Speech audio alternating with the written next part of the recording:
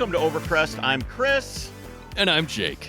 Yes, you are. We have a great episode for you guys today. I've been looking forward to this one. Back in the day, I don't know, probably like 150 episodes ago, we had Alwin Springer on to talk about his friend Hans Metzger when Hans Metzger passed away. That's right. That's right. So we talked to him for a little bit about meeting Hans and being in his workshop, and he touches on that in an interview we're about to have a little bit. But if you want to hear the expanded version of that, you can go back and listen to that episode. But I'd always wanted to have him on. I forgot that we had him on before. Yes, because, man, you talk about accomplishments and the stories this guy has. Yeah, absolutely. So give me the quick 30-second synopsis for those who don't know the name who Alwin Springer is. Alwin Springer is he wears many hats. He won't admit it, but he has worn many hats. I wear only two, Chris. Yeah, only two hats. He's worn many hats over the years. Did all the different things that he's accomplished.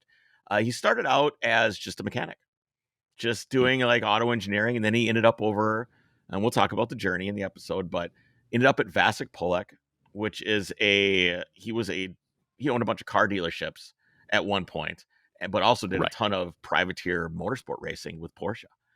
917s, 908s, like all these super killer cars. And he was head mechanic there. Wow. And he ended up leaving there and founding Andial, which is basically a race prep team. They raced in Le Mans and Daytona 24. Like all these different huge name in the Porsche classic. You can world. Google Andial if you want to. Also, he ended up being in charge of Porsche Motorsports North America at one point. Wow. So like the story arc of a guy who, really wasn't interested in cars and went to his first motorsport race and didn't really care.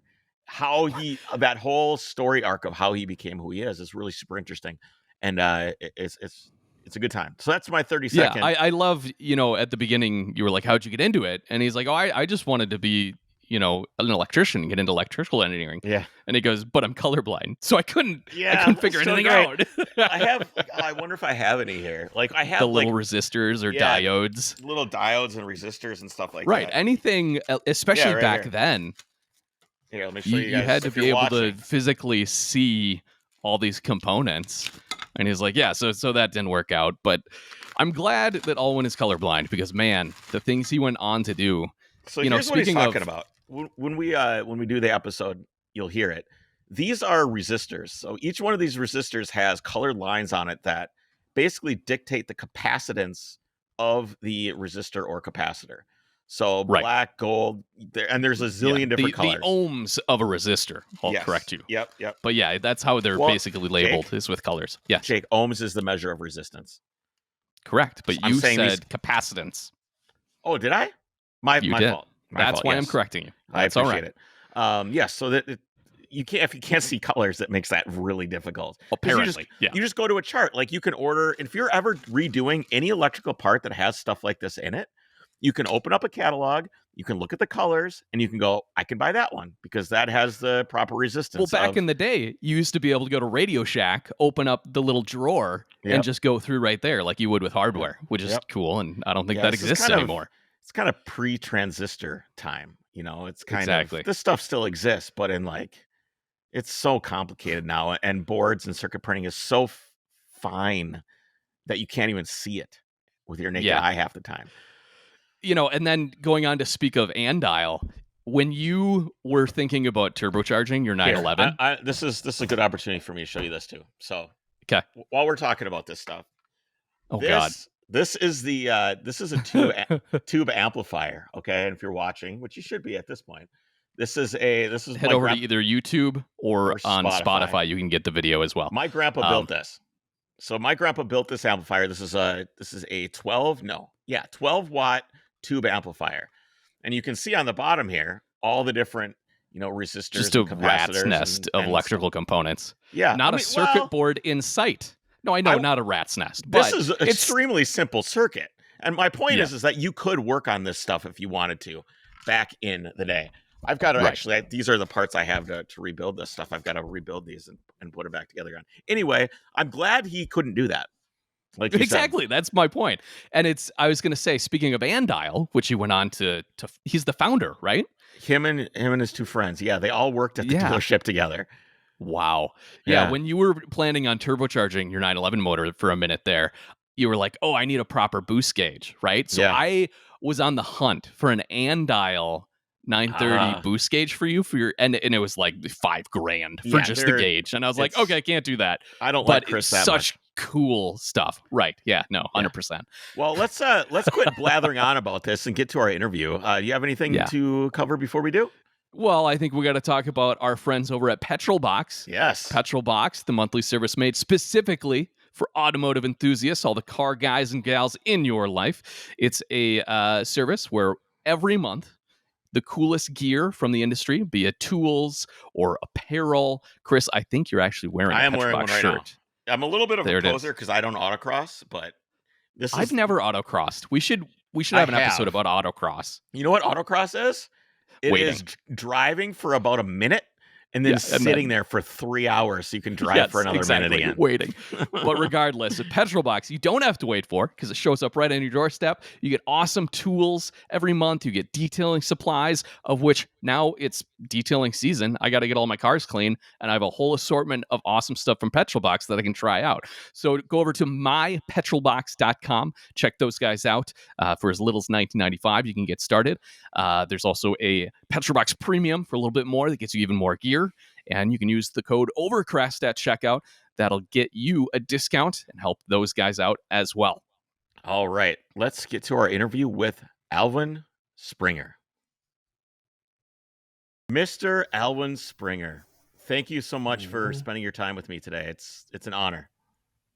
Yeah, but it's an honor also for me. Like I have only one podcast in my whole life, and that was Dinner with Racers. But Yeah. that went very well, actually. Like I was supposed to, in my own mind, 15 minutes we were gone, and I think we talked for an hour, 20 minutes. So, but Yeah. the guys were very, very good in talking. I can tell you that. To keep the Yeah, that's a good conversation going. podcast. I love that one. Yeah, It's very off the cuff, very jovial. I like it. yeah, yeah. Let's do it the same way. Yeah, I was looking at I looked at your LinkedIn first. I Yeah. always do a little bit of research and find out who I'm talking to, of course.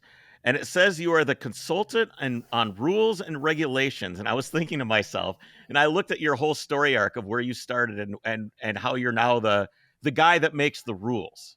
And I think if you're the guy that makes the rules, you've done it right. I think you've won. It's the rules. The rules actually done by IMSA Yeah. in Daytona Beach, and where I came in really. Yeah, we talked about it, but that's their final decision.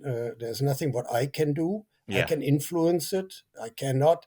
But we had BOP, balance of performance. That's Hmm. actually I started it in 2004 after my first retirement from Porsche Motorsport, but the Germans in Weissach asked me to stay on, and that's what I did. And then I kind of took the BOP under my wings, and that was actually an interesting time because like the BOP was just in its infancy, and so it gave me a chance to really do what I think is correct, to have a fair playing ground. And like I think that's we did that. And of course you want to have your make, like Porsche, mine, always a little bit, not in the background or in a negative side, but you want to have it in a competitive side so that you have a Sure. chance to win a race or podium finish. So, Yeah, and I balance of think that I power's got to done be that. hard. It's got to be Yeah, hard. I done that in last October. So that's 2022. From 2004 to 2022, I did the BOP for Porsche How is in the the United States. is that is that difficult figuring out how to do It the is, rules for balance of power? yeah, of course, it is very difficult because what it takes is actually you you have to know what you're talking about. You have to stay fair because if you try to cheat or what, eventually it catches up. But of course, in the beginning, when we had like let's say the Wild West of BOP, I did a lot of things for the advantage of Porsche. But then IMSA eventually, started to have programs. They have algorithm, and it became more and more difficult for people just to try to manipulate the system. And that is over. In today's world, it is purely based on results and how the cars perform, and then they put it in in a program or computer and come up with a BOP, and there's no argument about it. So is that So you compared have, to yeah. like you look back at like Can Am and you Hmm. look at Group B and you look at Hmm. old school IMSA, and it was kind of like you said, the wild, wild west back then. It was. Absolutely, What do you absolutely. prefer in terms of competition? Let me say that's a good question. Okay, did I enjoy the old days? Yes, because you could do whatever you want, and if you had an idea what made the car faster, you could do it, and the other guys had to figure out what you did, and that was the advantage or the unfair advantage, and what we had in these days. But in the 2000s, like we had GT Sport. So the 917 was different. That was like an open book where you could do, like I said, what do you want to do? But here, because the rule book was, I think, was like 10 pages. That's it. So our rule book these days is like 200 pages. So it's not possible. But let me say about BOP, I call it socialized motorsport is a little bit unfair, but but at the same token, it was a necessity. And why was it a necessity? Is we had in GT Sport we had engines, 12-cylinder, 10-cylinder, 4 cylinders, which started at 3.5 liters. It went up to 7 liters. And how do you make sure that all the cars are competitive? It's almost impossible without a fair balance of performance. And Sure. that was the main idea. And I have to admit, it was a necessity. So, in today's world, I felt pretty good last October. Like I said, I gave the GT balance of performance to Lauren Elkins, and she is a very very good successor, does a good job.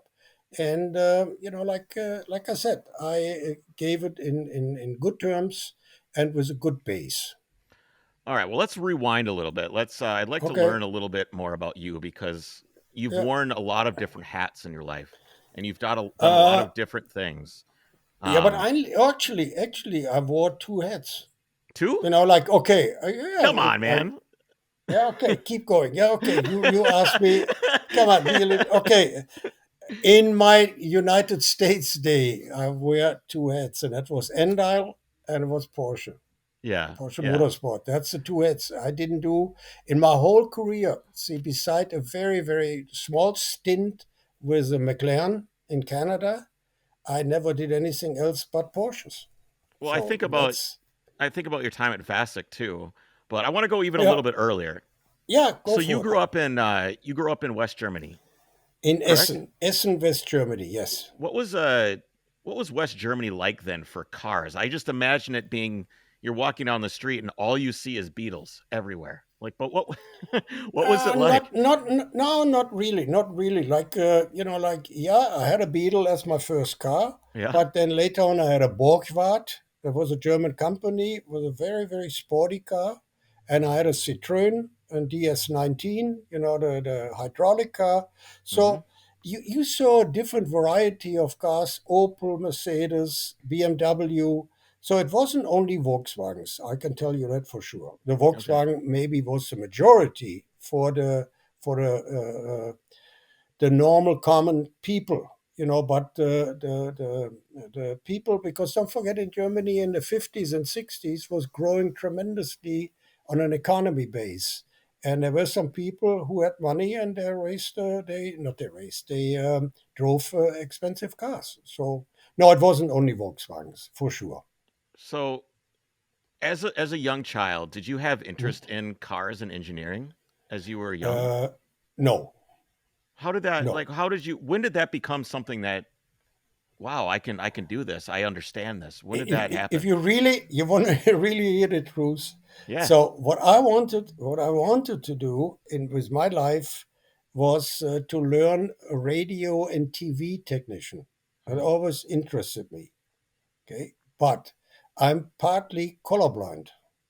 So, and the little resistors, they have different colors on it, and I Yeah. couldn't decide. So they told me, no way that you cannot take that job. Yeah, And you're looking at I the said, little okay. capacitors. They got the little Yeah, colored lines exactly. on them They and got to, stuff. yeah, and I couldn't, so I said okay, but I always liked electric. Electric radio, TV, all that stuff. Was always what I wanted to do. Hmm. And then I saw an advertising. It says auto electric. So I said, okay, auto electric sounds good. So I went there and I did my apprenticeship for 3 years and became a journeyman in auto electric. So So what were that's you when the working when the on? whole thing started. Oh, anything, Yeah. whatever was available. We overhauled starters. See, compared to today's world, today they replace the parts, but we rebuild the parts. Yes. I worked on boats. I worked because we had a lake in Essen. I worked on trucks. I worked on anything what had four wheels or had an engine in it. And it was very interesting and I learned a lot. And it was good. I enjoyed every year. Yeah. Yeah. Absolutely. So you eventually ended up moving to Canada. What? Now let me say then afterwards, Yeah. my uncle who had a big company was delivering water to households, and we had something like I think 240 or what trucks, like where the water was delivered, Yeah. and we had our own workshop with everything, what had to be done there. But I did not learn electric, but at my uncle's place, I learned that outside.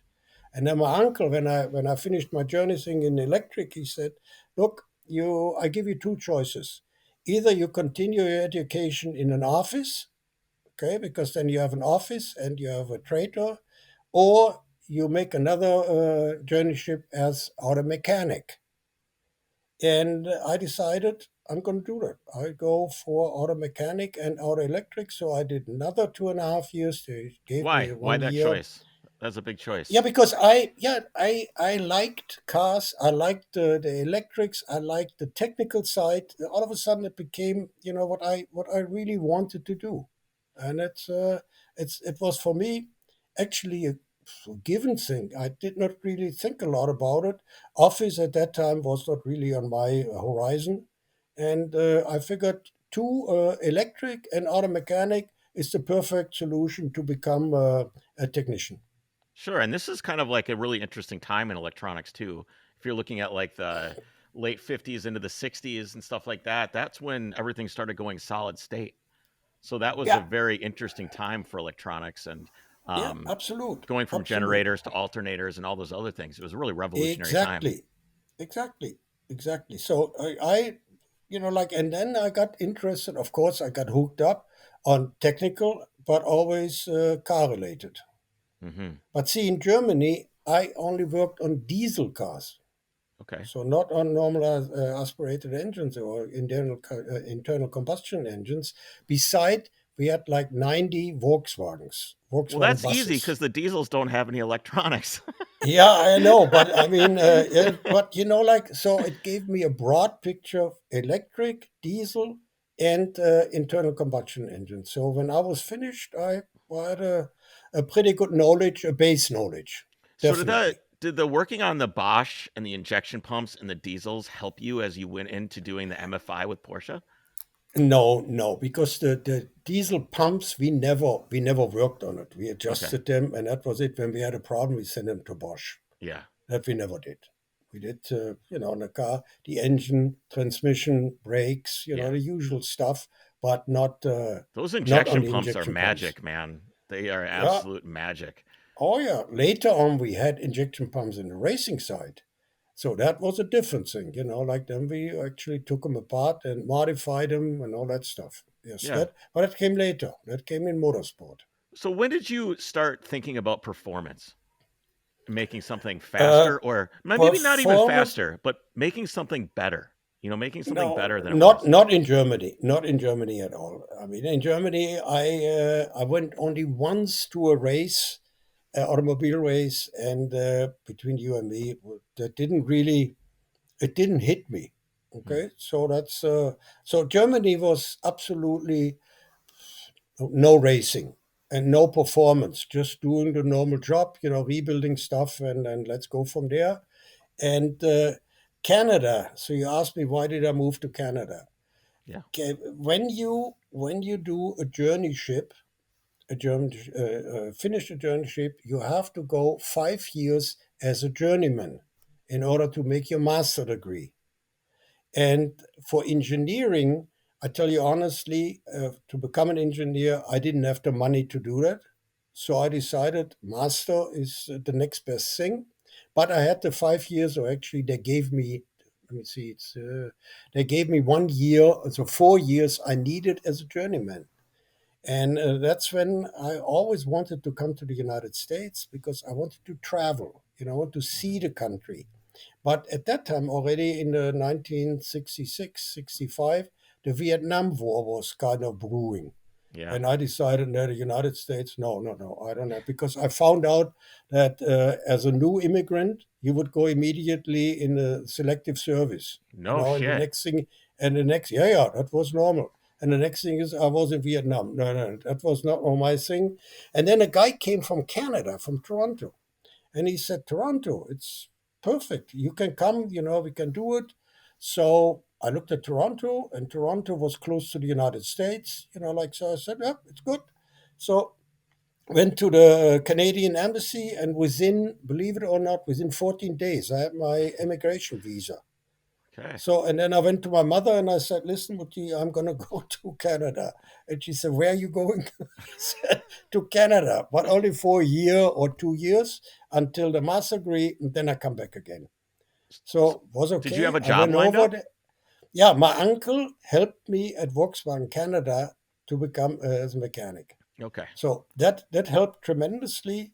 And then I went to Canada. But like I said, that was in October 65. And in January 66, I met my future wife. Okay, number one. Number two, I got involved in racing in a 718 Spider Porsche. I helped in the evening the guy, and then we drove to the race on Friday night, went to races, came back on Sunday night again, Monday morning back to work.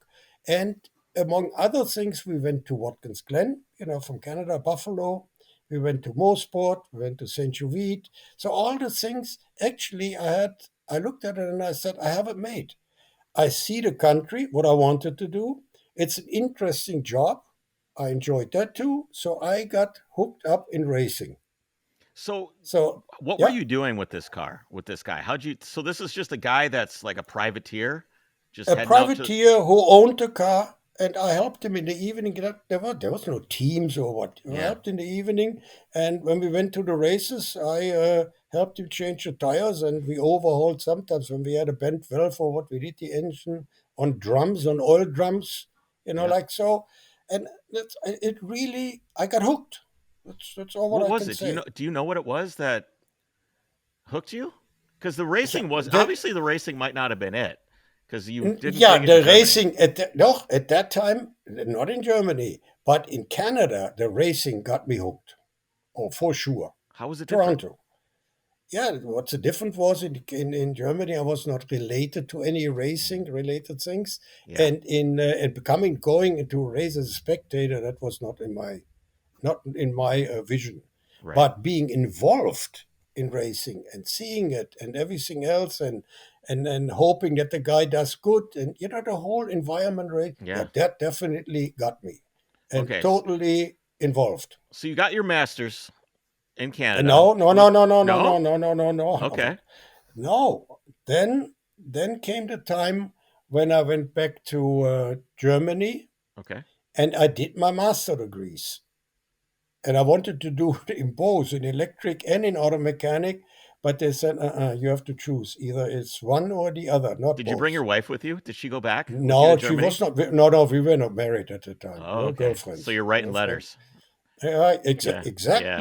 exactly. Letters and little tip. cassette recorders, Okay. and send it back and forth. That's the way of it. There was telephone was not there at the I mean, time. that's got to be a great mailbox day. You go to the mailbox, Yeah, there's a little package with a little audio tape in there. exactly, That's awesome. exactly, exactly. So that's how we communicated in letters, and Do you I still did my have them? master degree. No, actually, Oh, no. Yeah, I know, I know. I know. There's a lot of things what we should have kept, but I Yeah. didn't. So, and then I did that in 6 months in record time, and I really finished with super notes. And then I had my master degree in auto mechanic, and I Yeah. went back to Canada. And but in my mind, my uncle then said, "Hey, listen, we need you in the shop here." So I said, "Okay, let me go back, and I'll come back." And then I saw my future wife again, and that kind of was a big turning point for me to stay in Canada. Yeah. But staying in Canada was out of the question because after 2 or 3 winter times, I had enough. I had enough. When you work on a Volkswagen, the salt water drips in Ugh. your neck, and every bolt what you had to untight, you had to heat it up first with a torch. So I said, "That's life is bullshit." I'm in So Minnesota, man, and I'm like, yeah, okay, okay, I've okay. Then you know I what am I'm talking eyeballing. about. I'm looking at real estate in California all the time. I got to Yeah, get out of here. I yeah, have to drive shitty cars because I don't want to ruin them.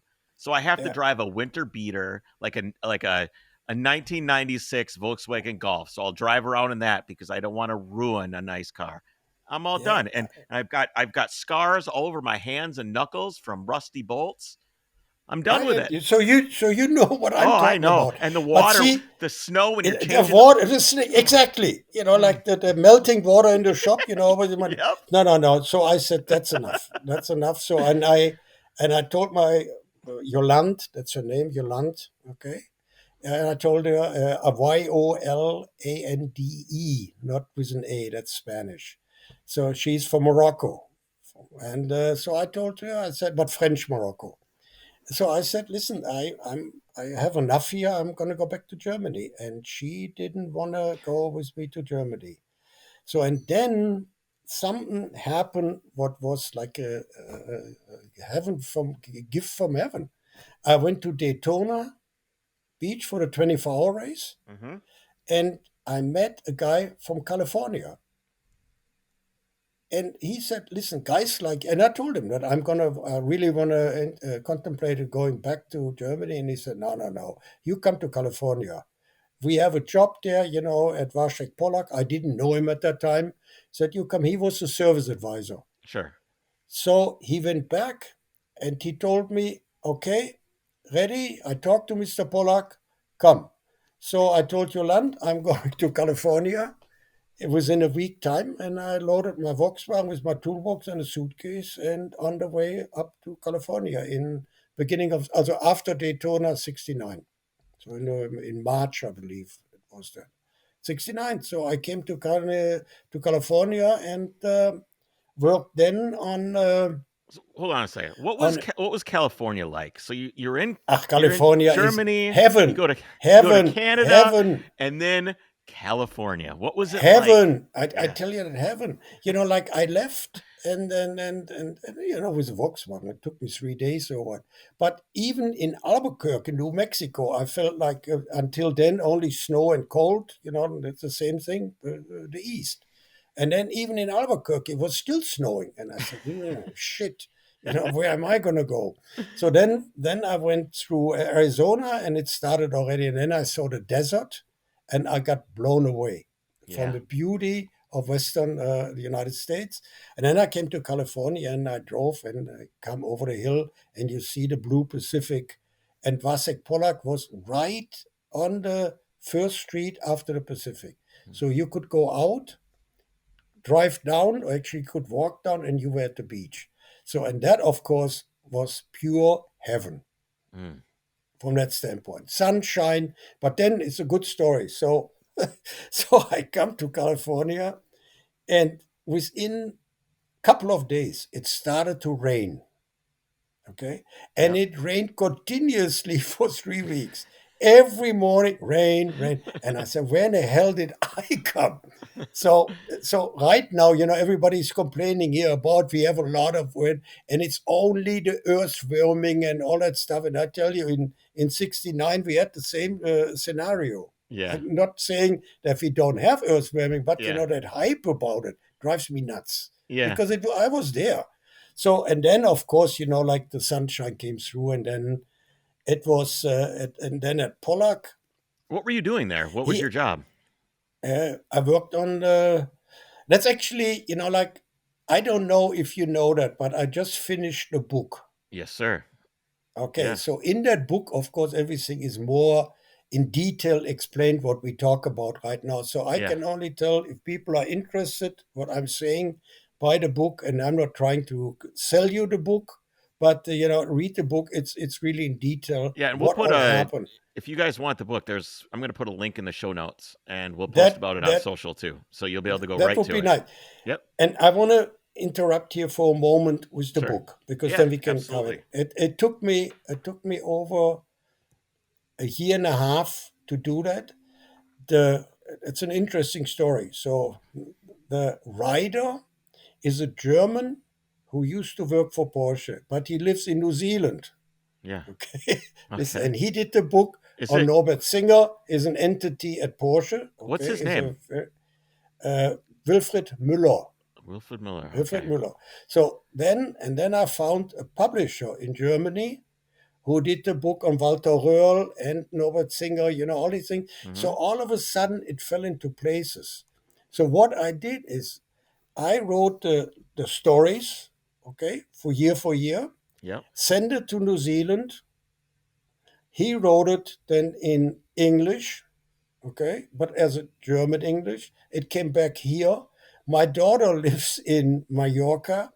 She translated it into Vanessa. She translated it into American English because that was important for me, Yeah. not English, American English. No Barnett and stuff, So then she did it, sent it back, and then I had Kerry Morse. You know Kerry Morse? Yep. He's an entity, when it comes to Porsche here in the United States, especially in California. He gave it the final touches from a technical, from not the tech, but like what really happened. He knows all the inside lines. And only after that, then it went to the publisher. So what I can say, like writing the book, it was from here, New Zealand, Mallorca in Spain, back here again, and back to Germany. So it's an interesting thing, and I can only say, guys, and I want to make a point. Like the book costs $249. Mhm. It is expensive, but it is worthwhile once you see the book. It's about 8.5 pounds. It's 460 pages, and it is done first class because my life, the whole time, I delivered quality. And I told the publisher, I want to have that book quality. And that is the most important part for me. And we deliver the book what is really quality. When you see it or you have it in your hands, that's what I have from people who bought the book and going back to me or saying things. We done a hell of a job. So that is. Another thing is we made 963's limited edition. I had 962, okay, because Yeah. of my 962s. That was the Yeah. main thing. And then I went to Daytona this year. So I worked with Penske on the 963s Mm. still. And Wow. then a guy, our public relation guy from Germany he said, why don't you make a 963? And I said, good point. So we made it 960 Just add one limited more. edition, one more. So, and from there, we have already sold, if you believe it or not, including the pre-sale, like over 540 or Wow. 560 That's books. So that's it's great. moving, really along fine. Very proud of it, and that is the end of the story. So, guys, all what I can tell you is, if you're interested in it, scrunch the money together and go. Oh, one more point: Yes, sir. that the people understand why it is so expensive. It is not only the quality, but the freight. from Germany to here, 3-day delivery because everything else sucks. Yeah. Okay, $91. Yeah. And that's included in the price. So you see, all of a sudden, you take that off, and the book is not that expensive more for the quality you get. Yeah, and there's So I something about gave you holding now a something in long. your I hands. gave you a long. That's the point, because in Yeah, it today's is. world, you have only social media and all that stuff. But you have something. You have pictures. You can see it. Like Mhm. physically. So I'm very glad that we did it. Cost me a lot of nerves, but at the same token, now that we have finished, proud of it. Yeah, I'm sure So we'll be able to that's the sell a few book. for you. Everybody should check out Yeah, no, the no, book. no. It's No, yeah. it's If important. people, It's yeah, if important. people want to buy it, they buy it Yeah. because like we are already getting in a final stretch. And I want to make a point. Like Porsche uh, nominated me for our Rennsport reunion. That's a Mhm. really, really big event. Together with Patrick Long, Yep. we are the co-grand marshals for the event. And that, like whatever we have left on the books, I'm convinced we're going to sell it there. So Yeah, I'm sure I'm you will. not trying to push books, guys. I'm just trying to tell you, if you want to know something, get it. That's all. Yeah. Thank you very much for giving me that thing. Yeah, no problem. I'm a writer. First of Yeah. all, I do a lot of writing. I wrote a book. It's a science fiction style book, so it's not even remotely close to the same thing.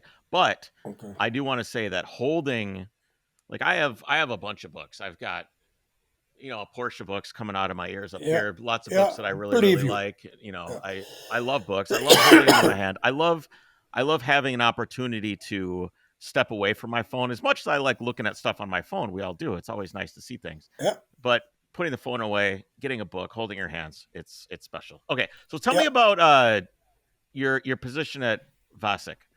Like, what was that? Vasek, I started out. What happened there is he was, like he was a Czech national, but he spoke German. So it was easy for me, like we communicated in German or in English, but most of the time there.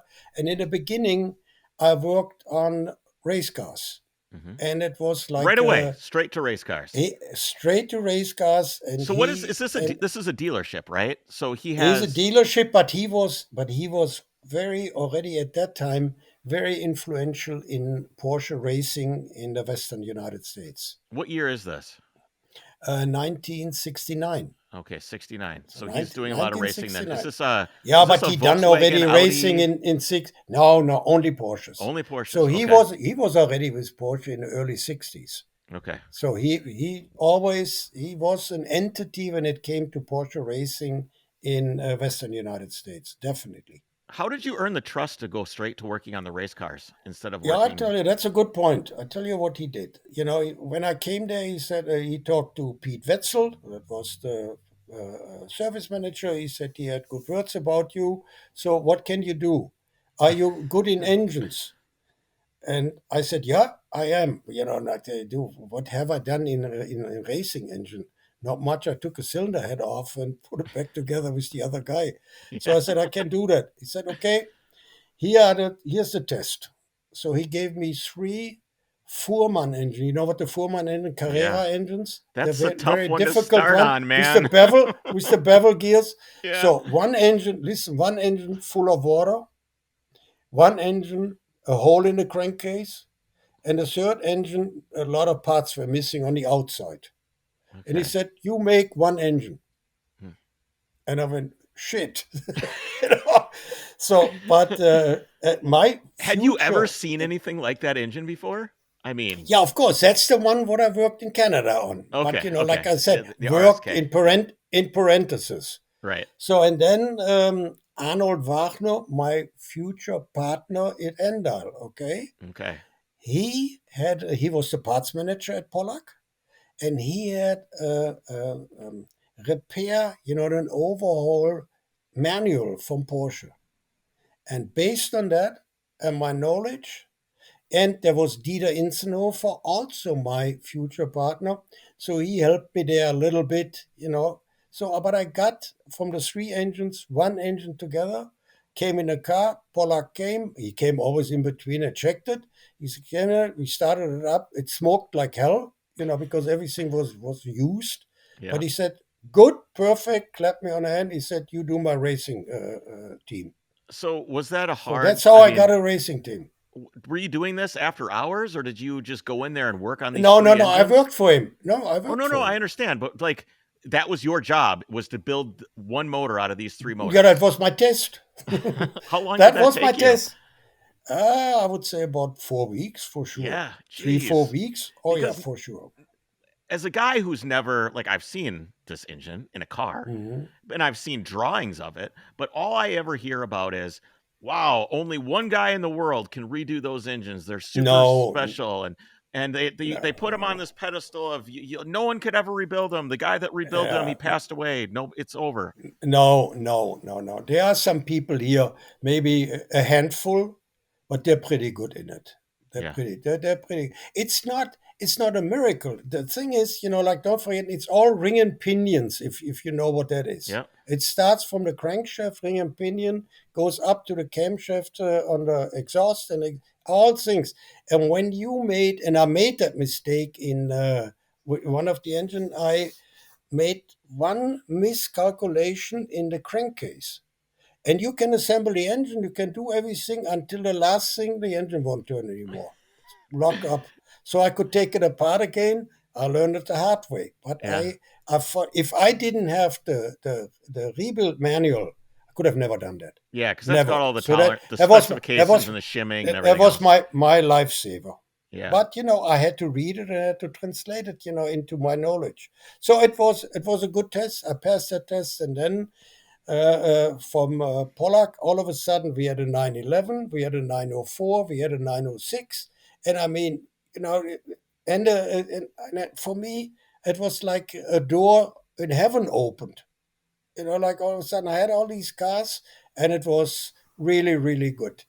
And 69 Milt Minter, I don't know if you remember him, but he was Mm-mm. a very, very good guy here in Southern California who drove for Pollack already before.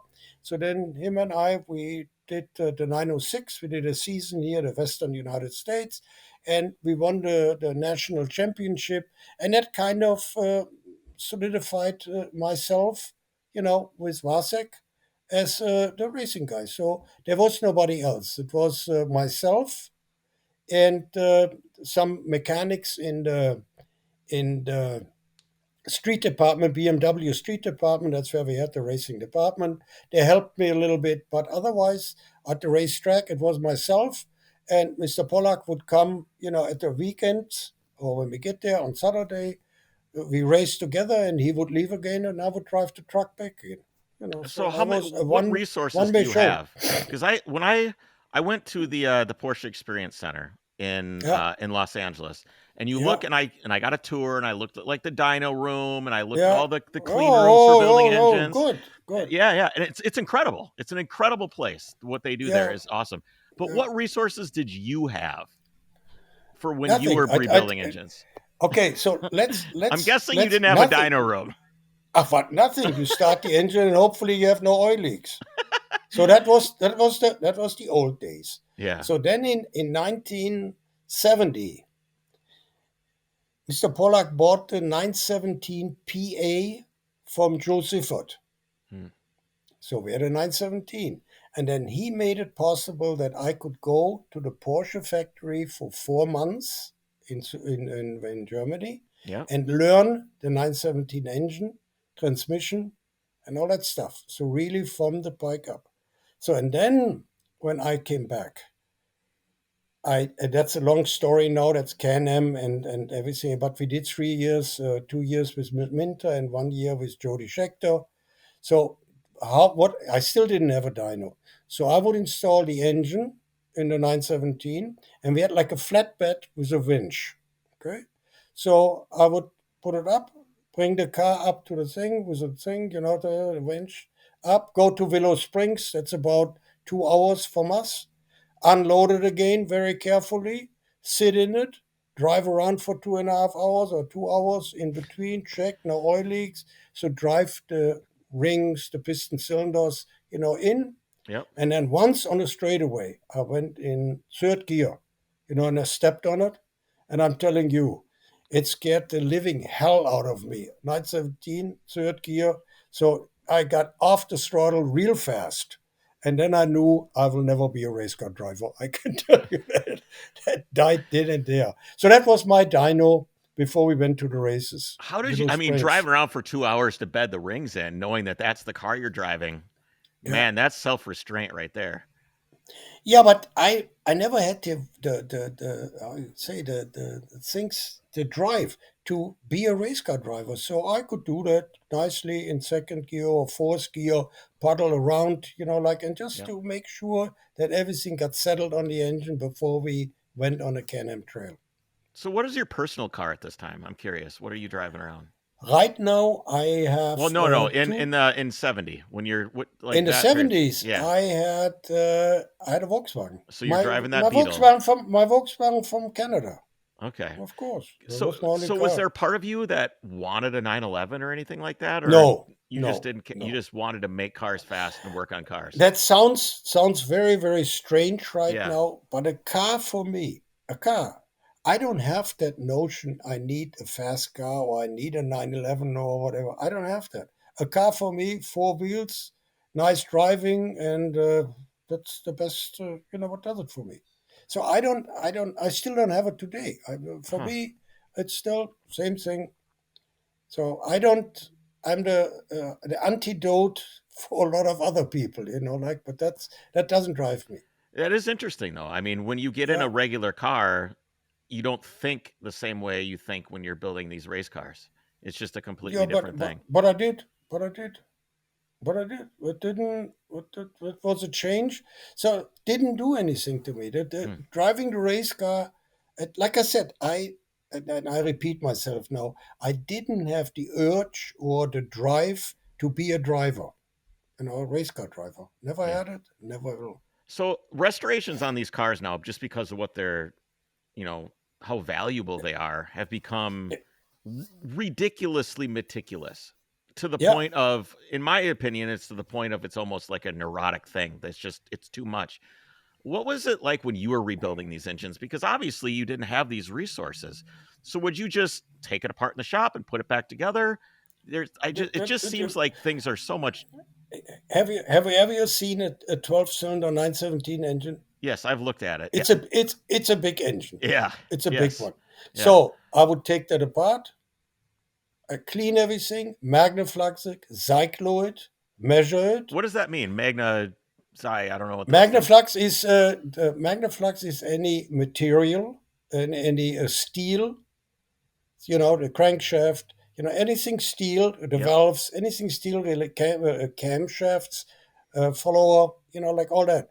And cyclo is all aluminum parts for Okay. cracks, pistons, like all that stuff. So Okay. you had to do that, then balance the engine and assemble it again. With new bearings, and if it needed rings, it got rings. And we would do usually in the 917 in the Can-Am season, we would rebuild the engine actually only once a year. Yeah, we're pretty reliable, but I did more than that because we had our issues on the road. And I Sure. did that in Volkswagen dealerships, in body shops, whatever I could find, who let me work on the engine and on the car. So when you're out on Interesting the in the time. Can-Am paddock and you're Mm, the guys with the 917, mhm. what are the other dudes thinking, like the McLaren guys and stuff like that? Are they jealous of you? Are they throwing you shade, or what is that paddock like back then? Oh, very good. I'll tell you. Like the McLarens, they were dominating. They were the kings. There was Yeah. nothing. We just drove around, and we even finished in our first year, I believe, in third place overall or something. I don't recall, but it was the first or second year. So we were never a front runner, that we didn't have the stuff for it, even with the 917. Hmm. Because, but we finished races, and therefore Milt got, I believe, second or third place. Like I said, I don't have it right now in front of me. No, that's okay. So, but having said that, then in 1972, Penske came, Yeah. and Penske came with the 917s. factory effort. That's the 91730, right? 91710 first. 10. Okay. And we got the PA then. We got the 91710, a brand new car, bought it, okay, but Was it a without stretch to engine. buy something like that back then? Was it expensive? Yeah, I'm sure that was expensive, but like don't forget he had like a Volkswagen, Audi, BMW dealerships, Yeah. so he was not a poor man. Hmm. So, but his heart was with Porsche. That was very clear. He was an entity. So, and then Penske came, and of course, us compared to Penske, even with Scheckter, he was an excellent and outstanding driver. But, like in 1973 when he came, Penske had the 91730, the ultimate car, and Scheckter couldn't touch it. That Yeah. was the thing. But we were doing pretty good, and we did the best what we could do, and it was good. And I can say one thing for sure: the Penske team, from Roger in the beginning over Mark Donoghue and Greg Seifert and Woody Woodard, all the team, they helped me in anything what I needed. If I had a question, like it's was anytime it was like a big family, and I felt very very welcome and good there, and it helped me a lot. Yeah. Is it Thanks still to like them. that today in motorsport? It's difficult. No, it's not. It's not right now in today's world. The teams, but we're talking here a lot more money and budgets and everything. So it's more the teams are for themselves and concentrate on their own car. And yeah, there is some communication among themselves, but like it depends. Let's say between different makes, it's hardly that you communicate on a technical base. That's not there. On a personal base, yeah, of course it is there with the drivers and the mechanics and the Sure. technicians, no problem. But the Porsche guys in today's world, today we have different cars. We have the GT cars and we have the Cup cars, and there are many of them. And of course, there is a different story. They kind of, like it's more again like a family.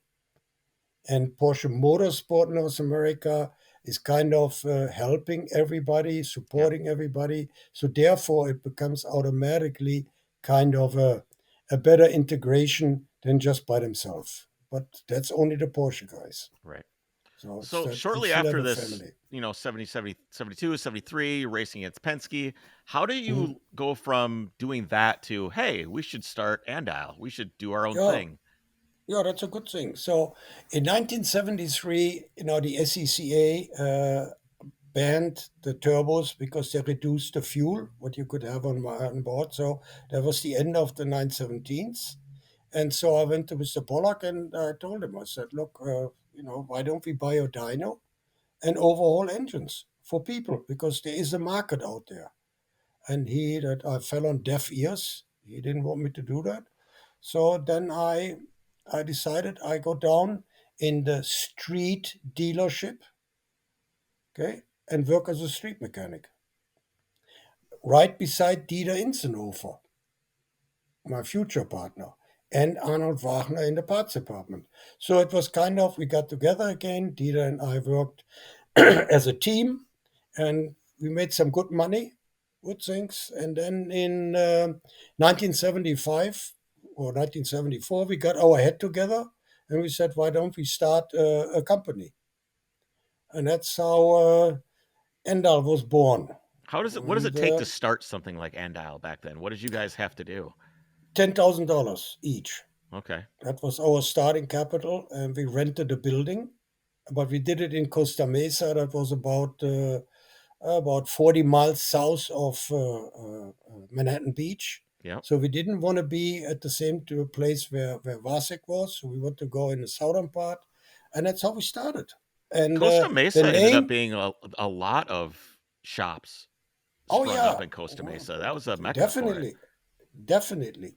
definitely. So, and like we had like Newport Beach, Laguna Beach, all the stuff. That's where the money was. Hmm. So, and that's where we started slowly but surely on the streetcars. And Dieter had a customer with a 911 race car, and he came immediately with us. So, and then Dieter and I, we started the street, and we started racing, supporting and rebuilding engines. And that's how it started. So then So I'm it was imagining the name came up like you guys are sitting at a bar in Costa Mesa, being like, "What are we going to no, call no, this no, thing?" no, no, no, no. Let me tell you what it was. So first of all, we wanted to call ourselves Porsche Service West. That was our idea. And then we got a little bit around and we asked people, and they said, don't put the name Porsche in it because they don't like it and they'll Hmm. take it away from you. Yep. So then we kind of buried that. And then we came uh, the first two letters of our names. So, and then we started AR for Arnold, DI for Dieter, and AL for Alwin. So, but it was Ardial. Yeah. And Ardial didn't sound right. That didn't sound right to the three of us. And then we said we take the second thing, AN, and then became Endal. And Endal flows from your lips. It's a very, very nice thing. Yeah. Plus, on top of it, we were the first in the yellow pages under A. Hey, there you go. So you see, that was the main reason where that whole thing came together. The Yeah. Endal came. So you're working on street cars, you're working on race cars. Yeah, I mean, eventually you guys, you know, were basically competing against, Porsche factory teams and likes of like Kramer. I guess Kramer would be your kind of your competitor as like but Kramer was no competition for us no. because Kramer, like he was big in Germany and so was used, but here in the United States, especially in the beginning, they did not come over. Maybe they went to Daytona, but they didn't run, like the rest of the United States at that time. So were That you came what later. about Dick Barber? Was he must have been like Garrett? Dick Barber went first with Garrett Air Yep. Research and not Garrett Air Research. That was Garrett with Enterprises. Yeah. Garrett Enterprises. Yeah, That's Bob right. Garrett. Yep. And yeah, Bob Garrettson and David. Yeah, they were and Fitzpatrick drove for them. John Fitzpatrick. Hmm. But then we had already our things. Rolf Stommelen in our 935, and uh, our big breakthrough came when uh, when we modified the 935 engine with a lot of things, especially on the electronic side. And it was still at injection pumps. Hmm. Just to give you a thing where we got the unfair advantage. Okay, so we got to know the guy from Kugelfischer in Germany, the injection pump maker. Yep. So, and then he came over with his tools. And at that time, we had already, that's Endal now, a little bit later, we had a dyno, we had a new building, and we actually made an injection pump camshaft, like to make it, on the dyno.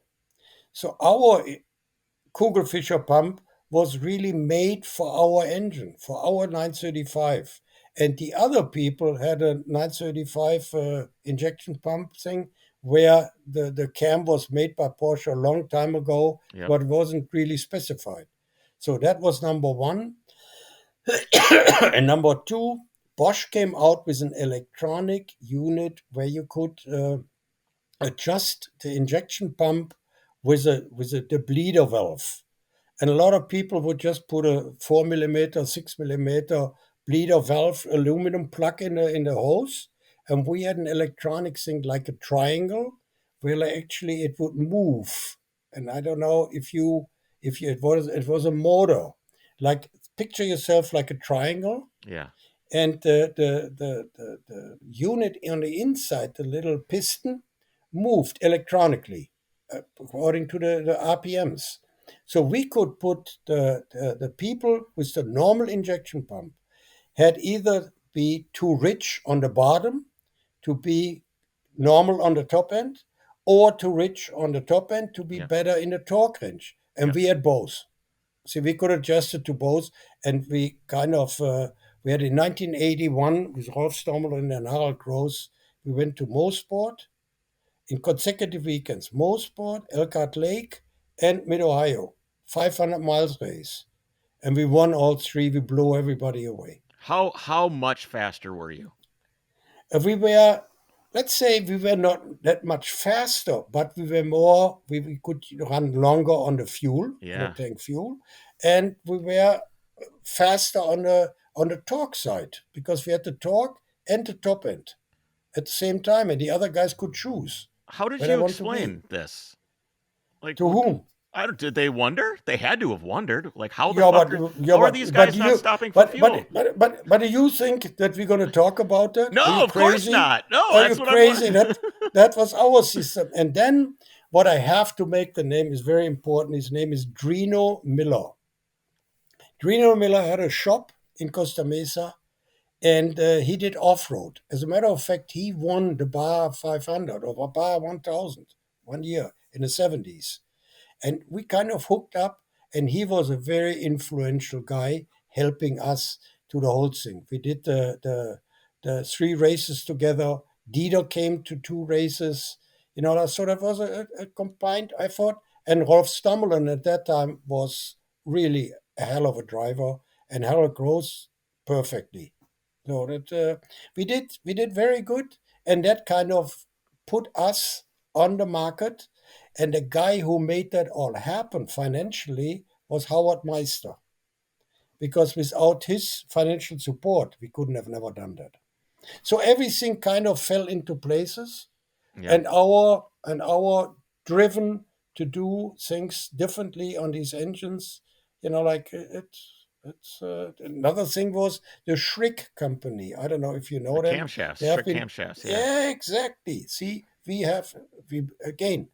made always good connections with these people, and they made special camshafts for us. Mm. So we had a lot of stuff in Mahler, made special.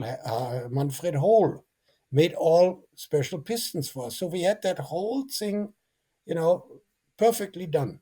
Then came the next thing. Came Garrett Air Research. Yeah, the turbochargers. Yeah, turbocharger.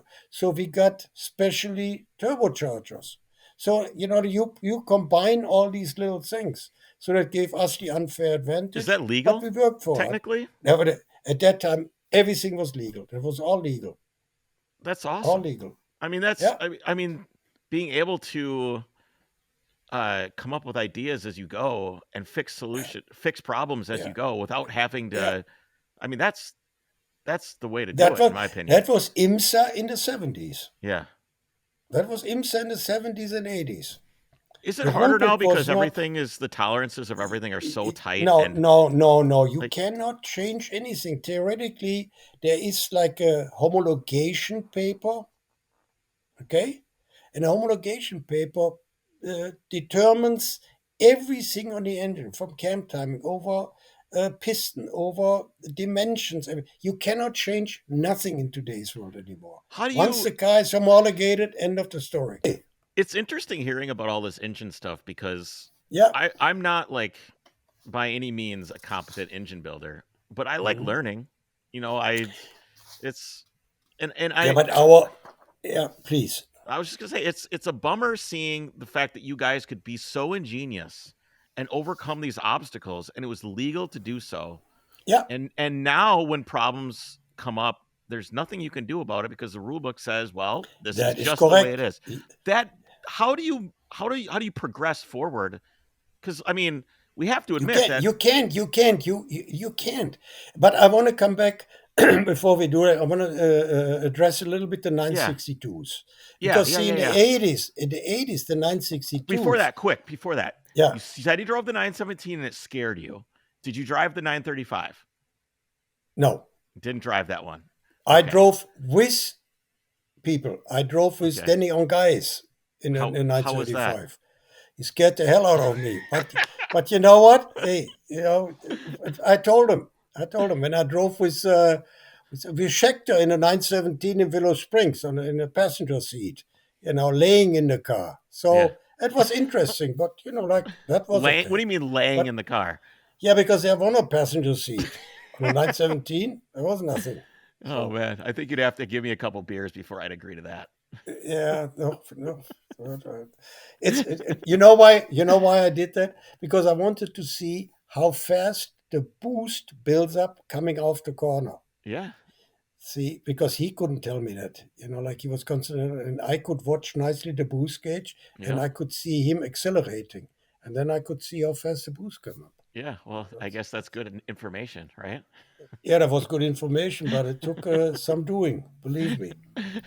All right, so 962. Yeah, 962s was actually our golden age, because see, we took the 962 engine and What engine totally. is that? Describe that engine. It's a six-cylinder. It's the same kind of the same engine like the 935, Okay. basically, but it had at that time single turbo also.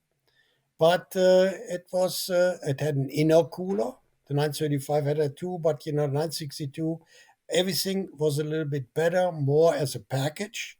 And what we did, the when the first 962 came over here, it was only 2.8 liter, because in Germany the 962s had to run, and the 956 had to run under a fuel consumption issue.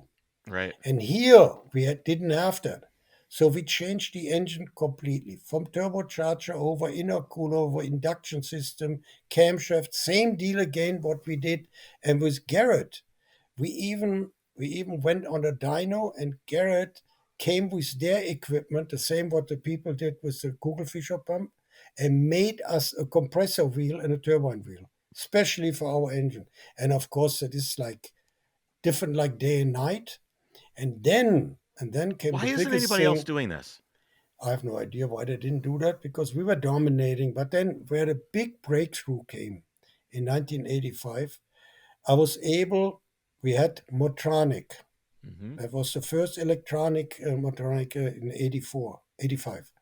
And I was able to break the code, to change the EEPROM, that's what we called it, Yeah. the little brain, to adapt it to the things what we needed. Same So thing are you again. doing? Is But that ignition timing, fuel ignition maps? timing, fuel maps, everything. I could do it per 500 or 250 RPMs per. So our thing was really from fuel consumption, power, absolute the cream of the top. And then later on, How we much more power are you getting out of these between like oh doing the yeah, intercooler and the turbo and the ECU and exactly. that all We adds had up? everything. Yeah, we had up to, in qualifying, up to 850 horsepower. What does everybody else have? Yeah, they could do it too, but what they would do is they would blow up the engine, They had to turn the because boost up. like, Yeah. yeah, that would turn it. Yeah, we would do that too. We had to turn up the boost, but it was a little bit more reliable. Hmm. So that's where our things. And we did, like, when you go back in the 80s with Al Holbert. See, like Al Holbert, him and I, we were from a character wise totally different. But the two of us, we met each other, shook hands, and it was like brothers. And he gave me in 85, from 85, 86, 85, 86, 87, the complete engine program. And he said, "You do the engines, that's it. We can discuss it a little bit, but you have free hand, whatever you want to do." And that, of course, was heaven. Again, I used the word. And at that time, Drino Miller came and worked for Andial, and he ran actually the shop. Hmm. He a brilliant guy. And Eric Blas, Steve Becker, one of the Eric Blas today is still at Porsche Motorsport. So it's a long things, like. But I can say for sure, without these people, and here especially Drino Miller, I couldn't have done all the things what I have done, or Enda couldn't have done all the things what they have done. It's not possible. Well, yeah, Not it's possible, because surrounding yourself with because good I was at people the is. racetrack. I was at the racetrack. I talked to people. I did that, and while Drino kept my back and produced the things what we needed, and then the modifications, we would sit down, and Dieter would come over. We would talk about what we want to do, and then we did it. What was the key to getting those people together? getting all the right people? What was the key? How did you do that? Yeah, I would say, I was a very, very strong and sometimes yeah, I would say a prick. That's what I was. I had one thing in mind, and that was winning. And the rest of it, I was not really the guy, the social guy. I was not the type of guy who watched all the feelings of the guys. I didn't do that. And Drino was the same what I was. So we kind of formed people like Steve Becker and Eric Blas, just to name two. Like, did they have an easy time? No. Did they learn a lot? Yes. And, we just became a very good team together, and we delivered. And you can ask them today, and they will tell them, yeah, Springer was a very tough nut and a nut to crack, and Reno was the same. But we had success, Yeah, well, and there's no that is what arguing counts. that it And that's worked. what counts in life, in my opinion. Even today, I never changed. For me, it's performance. Well, Performance what I'll counts. try to stay on your good side. Yeah, yeah. No, no, really. I was not a nice guy. I So have to so say this that. you talk about this as the golden era for Andial, Yeah, the yeah, 962. yeah. Was it the golden era for motorsport in general? Was it like the last when we talk about balance of power, was it the Mhm. last period of time before things started to kind of maybe drift downhill a little bit in terms of romance, excitement, ingenuity, being able to do whatever you wanted to do and really push the envelope as a team? Not really. What I when I see, the guys from the times, like Jim Busby, and as a matter of fact, I see him on Wednesday evening or Wednesday noon. So we are still in communication, and we always say we were so blessed to be and live through the golden years of sports car racing in the United States. That was the 70s, 80s, and the beginning of 90s. Was definitely that was the golden years when everything went up. IMSA went up tremendously. Perfect.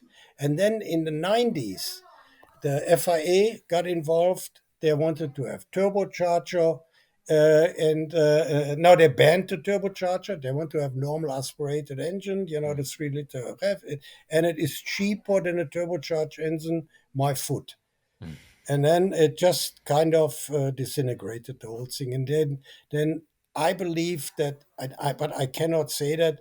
But NASCAR came at that time. They really grew, and they didn't need the IMSA people, to be as strong as they were. But that is pure speculation what I'm saying right now. Yeah. But it wasn't easy for us anymore and for IMSA to survive. So we're looking at the ban of the combustion engine now.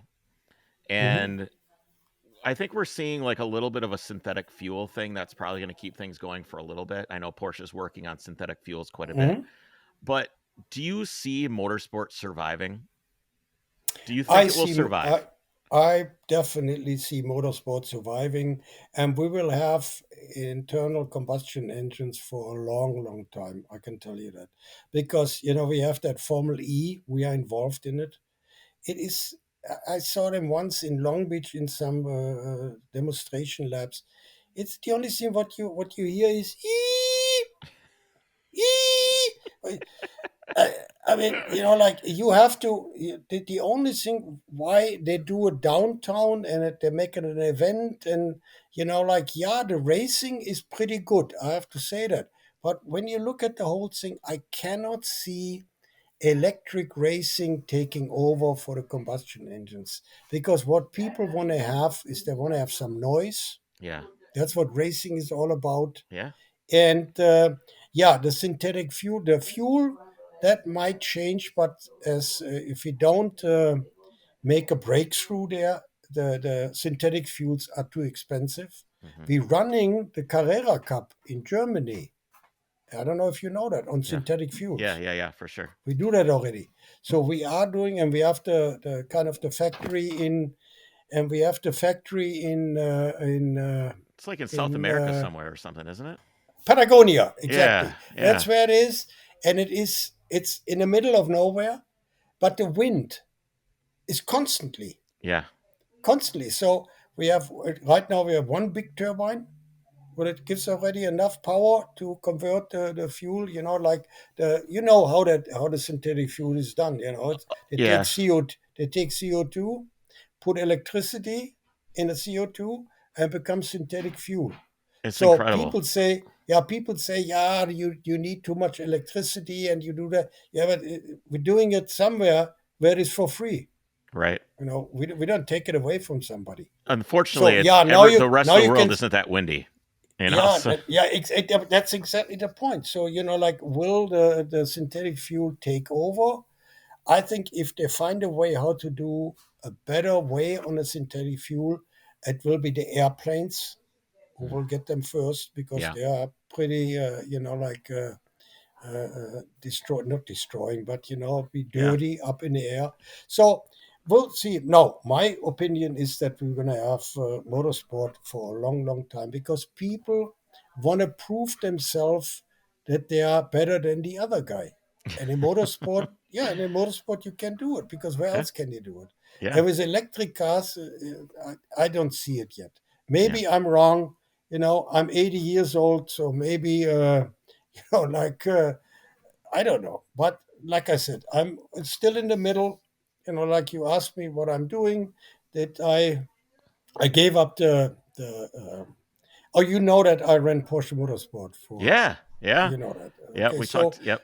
so the Carlson thing, like I still go there and breakfast with Volker Holzmeier every 14 days. So we discuss things, and I will still go there and advise them on the dyno and on the electronics.